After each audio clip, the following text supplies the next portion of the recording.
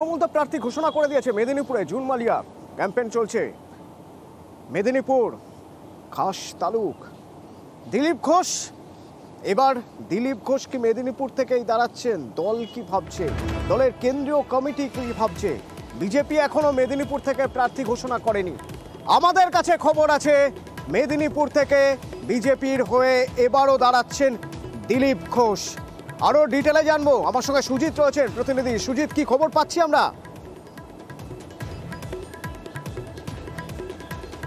অতনু, দেখো, তুমি জানো যে ঘাটাল কেন্দ্র অর্থাৎ পশ্চিম মেদিনীপুরের ঘাটাল লোকসভা কেন্দ্রের বিজেপি যে প্রার্থী তালিকাতে নাম রয়েছে হিরণের, তারপর থেকে কিন্তু প্রশ্ন সামনে আসছিল তাহলে জেলার অন্য কেন্দ্র মেদিনীপুর আসনে কে প্রার্থী হচ্ছেন। যিনি সাংসদ, যিনি গতবারে দাঁড়িয়ে জিতেছিলেন, দিলীপ ঘোষ কি প্রার্থী হচ্ছেন?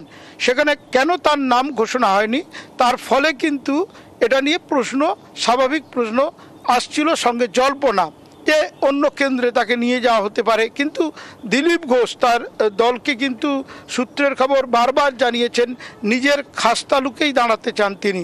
তারপরও তার নাম এখনো পর্যন্ত ঘোষিত হয়নি। তারপরে যেটা জল্পনা চলছিল তার মধ্যে আমরা সূত্র মারফত খবর পাচ্ছি যে তার নামই কিন্তু চূড়ান্ত করতে চলেছে।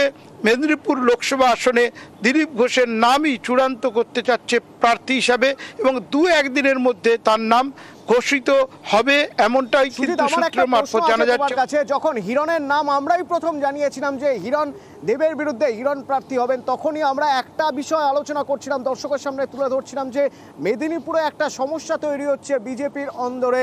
সেই সমস্যাটা যাতে মিটে যায় তার জন্য হিরণকে তুলে আনা হচ্ছে ঘাটালে। তাহলে তো আর সমস্যার কোথাও ছিলই না।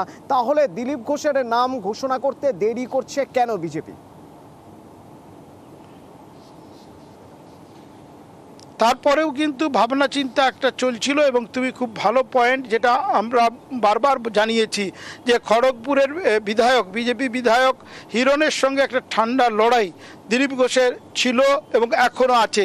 সেক্ষেত্রে দিলীপ ঘোষকে যদি মেদিনীপুর আসনে প্রার্থী করতে হয় তাহলে হিরণকে ঘাটালে দেওয়া মানে কিন্তু দুজনকে বা দুই গোষ্ঠীকে একেবারে নিজেদের মতো করে তাদেরকে ব্যস্ত রাখা। অর্থাৎ হিরণ সে তা ব্যস্ত থাকবে ঘাটাল নিয়ে, আর মেদিনীপুর আসনে ব্যস্ত থাকবেন দিলীপ ঘোষ। অর্থাৎ কিনা এর মাধ্যমেই যেটা বার্তা দিচ্ছে বিজেপি যে দুটি আসনেই তাদের জিততে হবে, জয়ের লক্ষ্যেই কিন্তু তারা প্রার্থী ঠিক করছেন বা পলিসি ঠিক করছেন।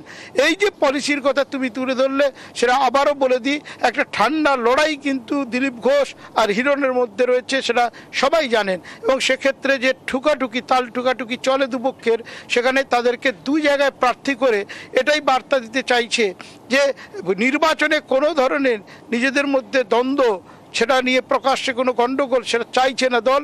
চাইছে দল কি দুটো কেন্দ্র নিয়ে দুই দলের অনুগামীরা, মানে দুই দিলীপ ঘোষ এবং হিরণের অনুগামীরা, তারা তাদের মতো প্রচারে ব্যস্ত থাকুক, মাঝখানে কোনো কনফ্লিক্টের জায়গা যেন তৈরি না হয়। যদি হয় তাহলে সেটা কেন্দ্রীয় নেতারা তারা সামনে নেবেন। সুজিত, ধন্যবাদ জানাবো তোমাকে এবং পাশাপাশি